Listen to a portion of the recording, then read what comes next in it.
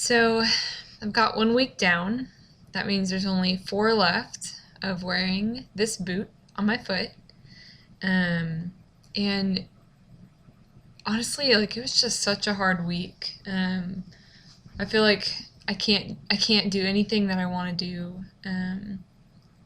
And I'm constantly battling, like wanting to be angry with the Lord and just ignore him because I'm like, well, you allowed this to happen, but then also realizing that even when he hurts me, like it really is him disciplining me and it's for my good.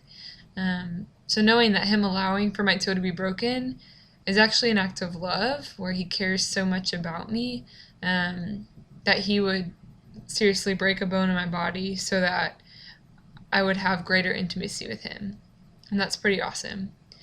Um, so, in my struggle for not being able to do anything, a couple of days ago, I finally was like, okay, Lord, what do you want me to do right now? And he just like said, let's just go on a drive together, Carrie. Like, come ride around with me. And I was like, okay. So I was out driving and just driving around the city, and God kind of like gave me a vision while I was driving where I just saw a pile of stuff, of like earthly possessions, and then I saw Jesus coming back. And it was like I saw that Jesus was coming back, like his second coming, and I was like, oh, cool. And then I looked back at the pile of stuff, and it's almost like for a second I was considering, like, which one I wanted to run to more. Like, did I really love Jesus enough, and was I really so excited about his presence that like I could just forget all of my possessions? Or was it actually a question like, I might want to hold on to some of those things? um, that was like really challenging for me to realize, because I'm not someone who has a lot of wealth or anything like that, but just realizing maybe I do find security in some things other than God himself.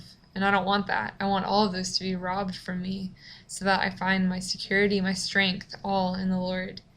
Um, Something else that happened is I went to a local grocery store that was about to close down, and it's like a Whole Foods type place. And I was like, cool, I'll go get some discounted stuff. And they it was the first time really that I've gone grocery shopping and like done it in prayer the whole way. And so I was like really praying every step of the way, like, okay, God, like, what about this? Like, do I need this? Like, or do I just want this? Do I need this or do I just want this? So that I didn't, spend too much money or whatever. And there was this one thing. There was like this little bag of trail mix from like the healthy living section where you scoop it out. And I was like, oh, I really want to get this. And the Lord told me, no, like put that back. You don't need it. And I was like, what? I was like, I love trail mix. It's like my favorite thing. And it's probably so cheap. Like it'll be great. But I really just felt him saying no. And so I was like, okay, like I'm not going to ask questions and I'm just going to do what you say. And so I did. Well, then what happened the next day is I go out to the ranch at Still Creek where I work, and um, in the kitchen there are like just so many, like giant bags of stuff from the healthy living section of Kroger.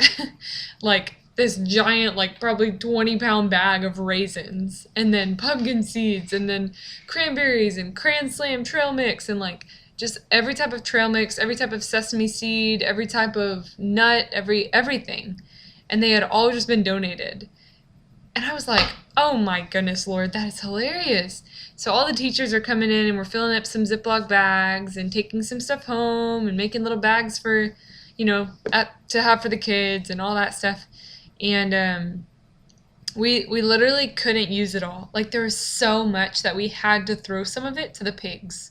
Like literally threw it out because it was like there was just so much of it. And so I just realized, like, man, like God is such a God of abundance, and like he doesn't need our sacrifice. He just needs our obedience.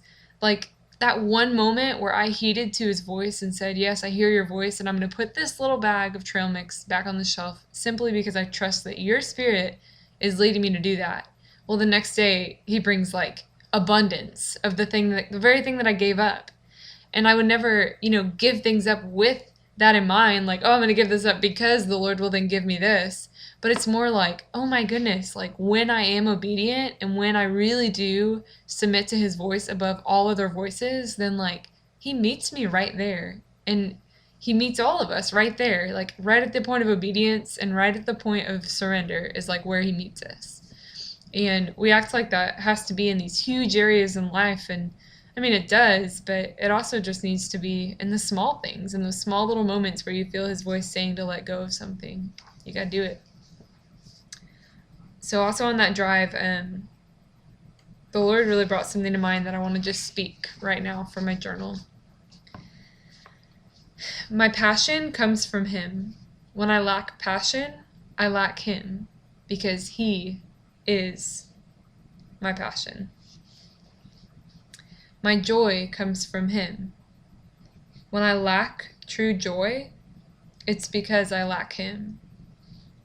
My deepest joy is in him. My rest comes from him.